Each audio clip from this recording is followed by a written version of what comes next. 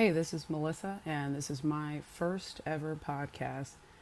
I told myself I would only start doing this once I couldn't keep my thoughts to myself any longer. So now I'm here and I'm discussing the events of this week. So the WAP video, song, etc. I think the song is absolutely incredible, amazing, never been done before.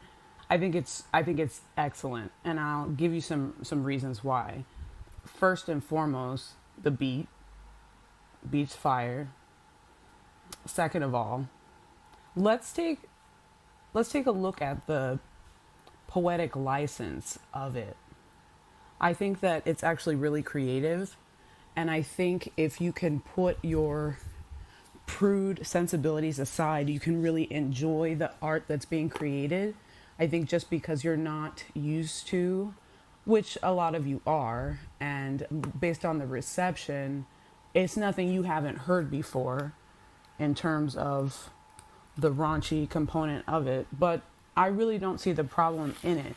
I don't think it's for everyone. I don't think you need to be listening to this in your car with your granny or anything, but I'm just saying that I find it to be pretty revolutionary. And the reason I say that is I think it gets really creative in that you can say the same thing in so many different ways. It's almost like a creative writing exercise where let's see how many ways I can get this same point across. And I think that if you're looking at it on the surface level of, oh, why would you be talking about that? I think that you're limiting yourself and you're limiting your perspective. I think if we can step, and it's not their job to convince you, it's not my job to convince you, but I'm just here to tell you what my immediate reception is and what my immediate thoughts on it are. But we know that there are metaphors in writing and literature and music and all sorts of things. So if you're reading it literally, it seems very surface level, but you're coming at it with a surface level attitude. So in my analysis and in my take of it, I see it as a song about power. And if we look at the way that power is represented in sort of a Freudian perspective, everything links back to our sexuality. And for me, this represents two women at the top of their game speaking to their own power and not being willing to accept anything less from anyone that comes in contact with them than people meeting them on their same level. Just think of it as a stand-in for female power. And the opposite, and I think the biggest takeaway I take away from it is that if you're not coming with the same level of masculine power, then I don't have time for it. And I think that's the bigger component. And I think that people are triggered by this for a number of reasons. First of all, you feel that women don't have the right, particularly black women don't have the right to express themselves that way. And that's your fault. They don't care. You don't pay their bills. Doesn't matter. I think the other component is being triggered that you aren't packing.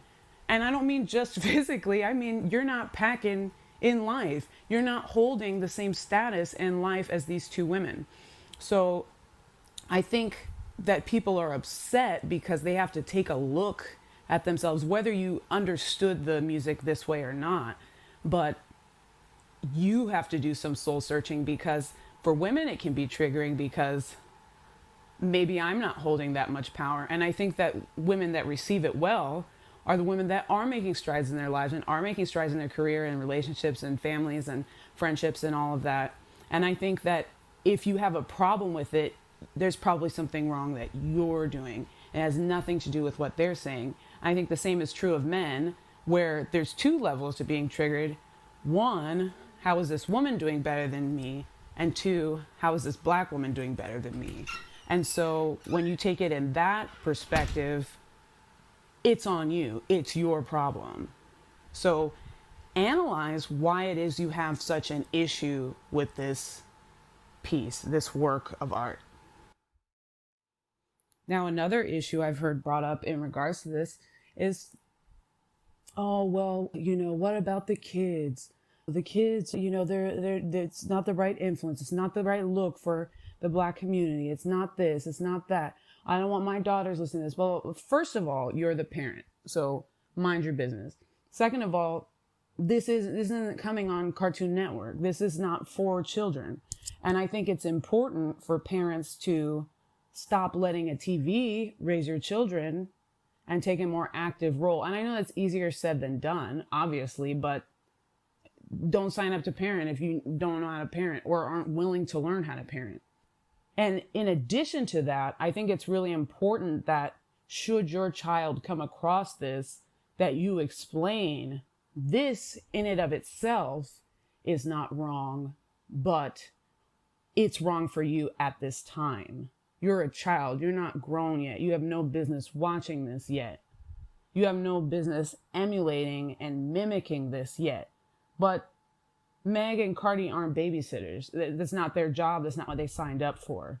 Now, I agree. I don't like, things that pull down the community as much as the next person. But I think this was done on such a high level that I just don't get that vibe. I think if it was not the same production value and not the same creative content, I think maybe I could see like you're relying on your sexuality to do the work for you, but they're not.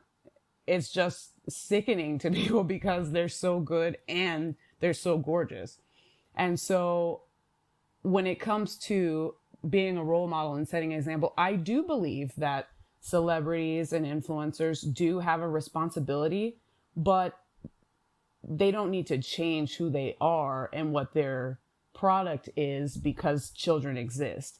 People don't stop selling matchbooks just because a kid might be able to, start a fire. People don't stop building pools because a kid might fall in, So it's your job. If you need to put safety gates, if you need to put the matches somewhere else, that's on you. That's not on them to do. They're just making a product and they're putting it out and they're doing it well. That's all we can really ask. We hope that in the future they're afforded the same opportunities to do things that are uplifting for the youth, but this isn't for them. This ain't for the kids. So this brings me to my next point, as I think that people are upset about the wrong things and upset at the wrong people per usual. Let's think about what it takes to be successful as a Black person and to even become a role model in the Black community. We're limited, but we also have opportunities opening up, and those opportunities have limits as well. So the first problem is, where is the stuff made for Black kids? Because I'm not seeing it. Maybe like Doc McStuffins, but where are the shows like there were in the 2000s and 90s made for Black children? I'm thinking about the things that came out when I was a kid, and there were, there's stuff I had no business listening to, and, but I also had the parents that said, this is too grown for you right now.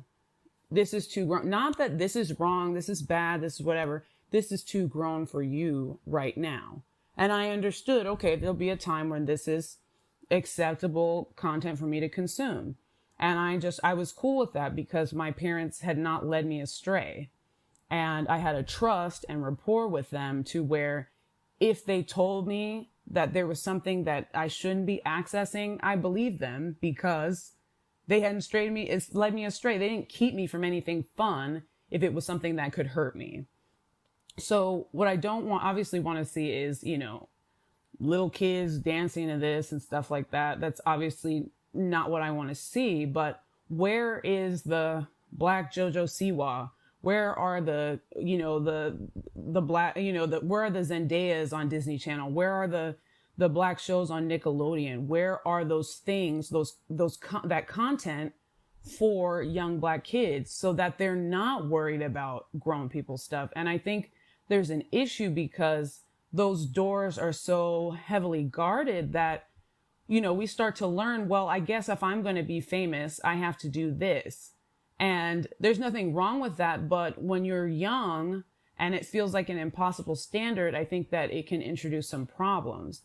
But if we had something else for our kids to look at instead of and take their attention on, I was busy watching That's So Raven, and I wasn't concerned with the thong song. I came home as a kid singing that after a summer camp. My parents, what are you singing?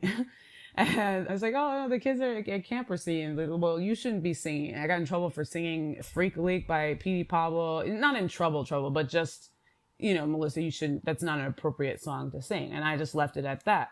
But I also had other things that I could watch, and I had other ways I could see representation of myself on screen and in music. There were other artists, I could listen to, Destiny's Child was family friendly. Enough of the artists were family friendly in terms of music, but it just felt like there was enough for me to work with. But now, if there's not a Disney Channel reaching out to you, if there's not a Nickelodeon reaching out to you, then you have to do it through the social media route. And what sells on social media? Big butts and big boobs.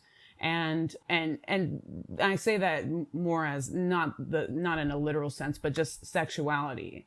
And if you think that, well, that's the only thing that's going to pay the bills for me, then we're internalizing sort of the wrong ideas to young girls. And so I think it's important that we have more age appropriate representation and that we break through those barriers of making more children family friendly content where Black children are able to see people that look like them so that they're not worried about watching the WAP video and they're not worried about copying this. And, it's troubling to me when I see kids on TikTok, dancing. And it's just, it's not their fault because all they're doing, you learn through imitation. So, obviously I'm not going to sit here and shame a kid, and I'm not shaming the parents either, because the parents have a limited ability to control content, especially now. In the 90s, there was slightly less, access to the internet. I mean, you had to be digging for the wrong type of stuff to be able to come across it. But now it's like so at your fingertips that, it would be impossible for a parent to keep up with that. But I think it's important that you're leaving the communication, windows open with your kids so that you're able to, they feel comfortable to say like, Mom, I saw this video and, a lot of people are talking about it. Do you think you can watch it with me and tell me what your thoughts are, And then ask them what they thought of it. What did you take away from it? Because if your kid took away from it that, wow, these women are so powerful and so strong-willed and strong-minded, you don't want your answer to them seeing that to be, that's wrong, because you're sending the wrong message. And I just believe that there should be really more communication around it. Like, monitoring what your kids are doing, communicating with them, having them tell you what they're consuming. But that can only happen if you have those windows of communication open. But I take issue. This should be something we're really celebrating, in my opinion. The fact that we have a Black woman, this is, nominated for vice president. And instead we take this opportunity to bash her. And I'm quite frankly tired of it. And the problem with it is, you don't know her, you don't know Cardi, you don't know Meg. So you can say all that stuff, but it's never going to get to them. But you're not satisfied until you've terrorized every person that looks like them. So if it just stopped with an opinion, a one post, but I'm seeing people just post and post and post like their life depends on it, when people don't even post that way about Trump, and those same people, I'm not saying that people in general don't, I'm just saying that this same set of people don't even have the energy to criticize Trump that way, but somehow found all this courage and found all this freedom to just bash Kamala. and I'm tired of it. I'm sick of seeing it. It's shown me who my real friends are, because you're doing it to terrorize the black women around you, because you're too cowardly to do anything yourself. And what people need to understand is that there's levels to this shit. There's levels to racism. And I don't mean like a spectrum wise. I don't mean like there's a little bit racism, there's a lot of racism. No, I mean there's different types of racism that you can only experience at certain levels. And I get annoyed with our own community because I see a lot of criticism coming at her like she's a sellout, but it's from people that ain't never done nothing. It's people that ain't never had a job where they had to toe the line, where they had to keep their mouth shut, where they had to play the game. And so if you haven't even, you're not even in the group to be bothered racially that way. You're getting the trickle down racism. You haven't even met white people like this, you know? And so to say that, oh, well, you know, there's people, and to turn it on the other group, when I see white people talking about it, the same white people criticizing Kamala, oh, she didn't do this and she didn't do that, are the same people who have been in groups with me when another white person has said the N-word and they didn't say shit.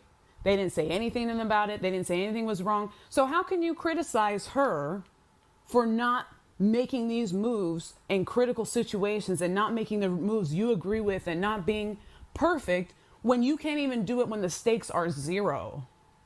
What, you think you might have one less white friend? The stakes are zero and you can't do it. So for this woman to have gotten to this point playing the game so that she can actually be at a point to make a difference, and you're going to sit and criticize her, get a life. Get a life. Because I'm not going to, you guys aren't going to keep doing this anymore. You just need to move on.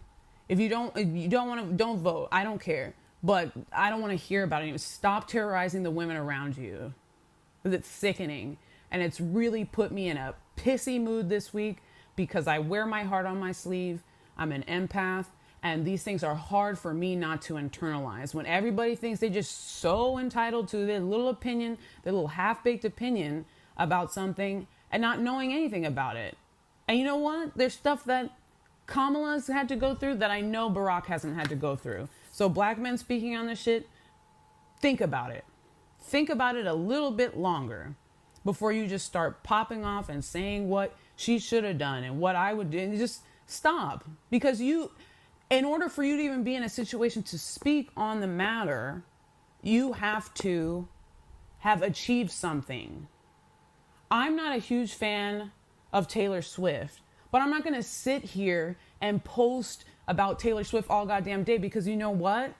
She made it happen. And a lot of people could argue, well, you know, she's got the right look for it to happen. There's a lot of people that have that look. There's a lot of people that play that same kind of music. She had to do something special. She had to do something different in order to make that happen. So you have to give credit where credit's due. And you have to just leave people alone. But people feel so entitled to speak on what black women are doing. And I've had enough. So I say, you know, keep acting out more. I'm ready for a WAP part 2. I'm ready for the second music video. I'm ready for a series. Let's get some other girls in there. Let's get the city girls in there. Let's get a remix, because I'm tired of you all. Women are tired of your bullshit, and we're ready to we're just doing our own thing now. If we do what you want, you don't like it. If we do what you don't want, you don't like it. So we're going to get paid. We don't have time to be, you know, dealing with small dick energy. We're moved on. So if you want to get with this, which is the whole point of the song, then you have to come correct. You have to come with the same, you have to come at least equal, because I'm not lowering my standards for anybody. So that's all I have to say on that. Leave your comments and thoughts on the video and the nomination below, and like and subscribe and share with somebody who might like this video. Thank you. Bye.